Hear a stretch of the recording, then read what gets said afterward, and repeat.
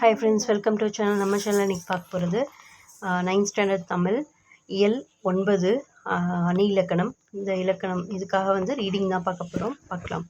அணி அழகு. செயலின் கருத்தை அழகுபடுத்துவது அணி எனப்படும். சொல்லாலும் பொருளாலும் அழகுபட எடுத்துரைப்பது அணி இலக்கண இயல்பாகும். ஓமை அணி. அணிகளில் இன்றியமையாதது ஓமை அணி ஆகும். மற்ற அணிகள் ஓமையிலிருந்து கிளைத்தவையாகவே உள்ளன. மலர் பாதம், மலர் போன்ற பாதம். இத்தொடரில் பாதத்துக்கு மலர் ஓமையாக கூறப்படுகிறது. பாதம் பொருள், ஓமேயம். மலர் ஓமை, போன்ற ஓம உருவு. இனிய உளவாக இன்னாத கூறல், கனியிருப்ப காய் கவர்ந்தற்று. இதில் ஓமை அணி அமைந்துள்ளது. உருவக அணி.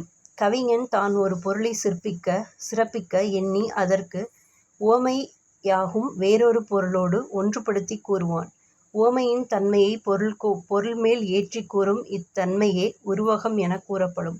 உவமை உவமேயம் என்னும் இரண்டும் ஒன்றே என்று தோன்றக் கூறுவது உருவக அணி ஆகும். எடுத்துக்காட்டு: இன்சொல் விளைநிலனா, ஈதல் வித்தாக, வன்சொற் களைகட்டு, வாய்மை எருவட்டி, அன்பு நீர்ப்பாய்ச்சி, அறக்கதிர் ஈன்றதோர் பைங்கூழ் சிறுகாலைச் செய். இப்பாடலில் இன்சொல் நிலமாகவும், வன்சொல் கலையாகவும், வாய்மை எருவாகவும், அன்பு நீராகவும், அறம் கதிராகவும் உருவகப்படுத்தப்பட்டுள்ளன. பின்வரு நிலை அணிகள். ஒரு செயலில் முன்னர் வந்த சொல்லோ பொருளோ மீண்டும் பல இடங்களிலும் வருதலே பின்வரு நிலை அணியாகும். இது 3 வகைப்படும். சொல் பின்வரு நிலை அணி, பொருள் பின்வரு நிலை அணி, சொற்பொருள் பின்வரு நிலை அணி. ஃபர்ஸ்ட் சொல் பின்வரு நிலை அணி. முன் வந்த சொல்லே பின்னும் பலவிடத்தும் வந்து வேறு பொருள் உணர்த்துவது சொல் பின்வரு நிலை அணி ஆகும். எடுத்துக்காட்டு: துப்பார்க துப்பாய, துப்பாக்கி துப்பார்க, துப்பாய தூவும் மலை. இக்குறளில் துப்பு என்ற சொல் மீண்டும் மீண்டும் வந்து வேறு வேறு பொருள்களை தருகிறது. துப்பார்க்கு உண்பவர்க்கு, துப்பு நல்ல, நன்மை, துப்பு உணவு என்று பல பொருள்களில் வருவதை காணலாம். பொருள் பின்வரு நிலையணி.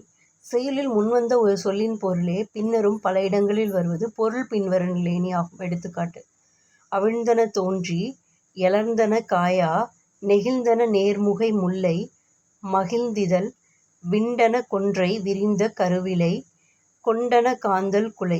இச்செயலில் அவிழ்ந்தன, அலர்ந்தன, நெகிழ்ந்தன, விண்டன, விரிந்தன, கொண்டன ஆகிய சொற்கள் மலர்ந்தன என்ற ஒரு பொருளையே தந்தன.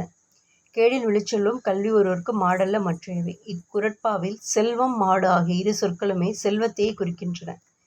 நெக்ஸ்ட் சொற்பொருள் பின்வரு நிலையணி. முன்னர் வந்து சொல்லும் பொருளும் பின்னர் பல இடங்களிலும் வருவது சொற்பொருள் பின்வரு நிலையணி ஆகும். எடுத்துக்காட்டு: எல்லா விளக்கும் விளக்கல்ல, சான்றோர்க்கு பொய்யா விளக்கே விளக்கு. இக்குறட்பாவில் விளக்கு என்னும் சொல் ஒரே பொருளில் பலமுறை வந்துள்ளதால் இது சொற்பொருள் பின்வரு நிலையணி ஆகும். இன்னொன்று இருக்குது, அது வஞ்ச புகழ்ச்சி அணி. வஞ்ச புகழ்ச்சி அணி என்பது புகழ்வது போல பழிப்பதும், பழிப்பது போல புகழ்வதும் ஆகும். எடுத்துக்காட்டு: தேவரணையர் கயவர் அவரும் தாம் மேவன செய்தொழுகலான்.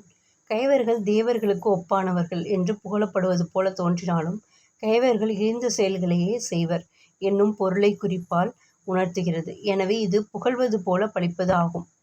பாரி பாரி என்று பல எத்தி ஒருவர் புகழ்வர் சென்னா புலவர், பாரி ஒருவனும் அல்லன் மாரியும் உண்டு ஈண்டு உலகு புறப்பதுவே. இப்பாடலின் பொருள்: புலவர் பலரும் பாரி ஒருவனையே புகழ்கின்றனர். பாரி ஒருவன் மட்டுமா கைமாறு கருதாமல் கொடுக்கின்றான்? மழையும் தான் கைமாறு கருதாமல் கொடுத்து இவ்வுலகத்தை புறக்கிறது. இது பழிப்பது போல புகழ்வது ஆகும். இது பாரியை இகழ்வது போல தோன்றினாலும் பாரிக்கு நிகராக கொடுப்பாரில்லை என்று புகழ்கிறது. இதோட தான் இந்த ஏழுக்கான ரீடிங் வீடியோ முடிச்சது.